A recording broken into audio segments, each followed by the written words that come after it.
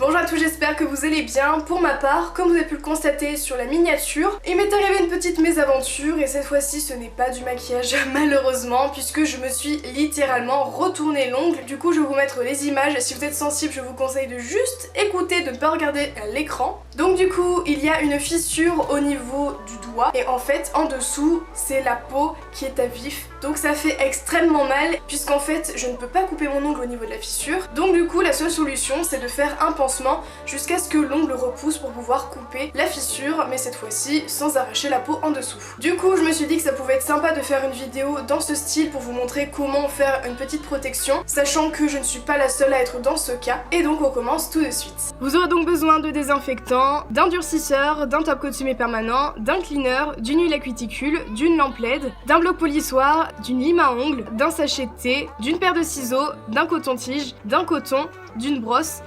Et on commence donc par désinfecter la blessure, c'est très important pour éviter que les bactéries se propagent, mais également pour nettoyer le tout puisque ça avait un petit peu saigné pour ma part.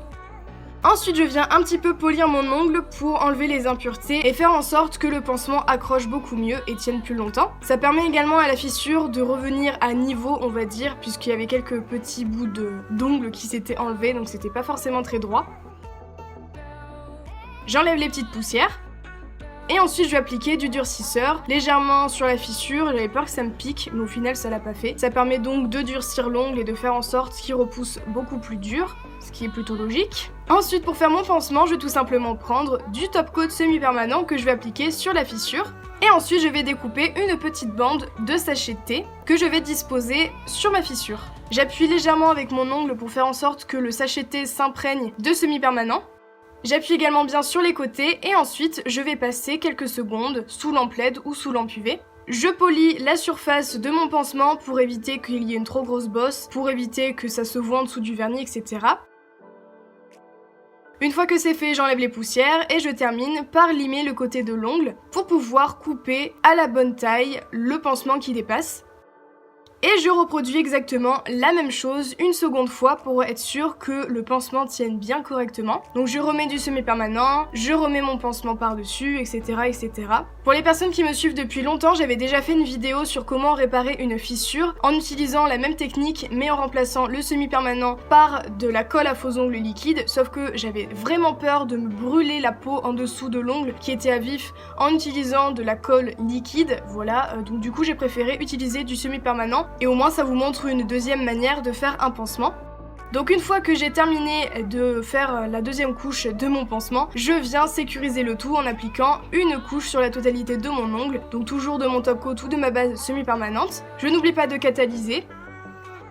Et ensuite je vais venir dégraisser avec du cleaner et un coton pour enlever les particules collantes. Et techniquement, c'est un pansement qui tiendra vraiment longtemps et si vous avez bien poli correctement sans trop enlever de couches bien sûr, il ne se verra pas énormément sous le vernis. Et vous voyez, même sans vernis, ça reste hyper discret. J'ai terminé par appliquer ma petite huile à cuticule pour hydrater mes peaux. Et donc voilà le résultat du pansement. Donc vous voyez, c'est vraiment solide. Ça tient quand même pas mal de temps. Après, il faut éviter de se reprendre des coups dans l'ongle ou de trop y trifouiller. Mais normalement, ça permet de bien protéger la fissure et éviter de se faire encore plus mal. Du moins le temps que ça cicatrise en dessous de votre ongle. Et voilà, j'espère vraiment que cette vidéo vous a plu et vous a permis de trouver une solution pour protéger votre fissure le temps que l'ongle repousse correctement. Si ça vous est déjà arrivé, dites-le moi dans les commentaires, au moins je me sentirai un petit peu moins seule. N'oubliez pas le petit pouce en l'air si cette vidéo vous a été utile. Abonnez-vous à ma chaîne si ce n'est pas encore déjà fait. Quant à moi, je vous retrouve très bientôt dans une nouvelle vidéo et je vous fais plein de gros bisous.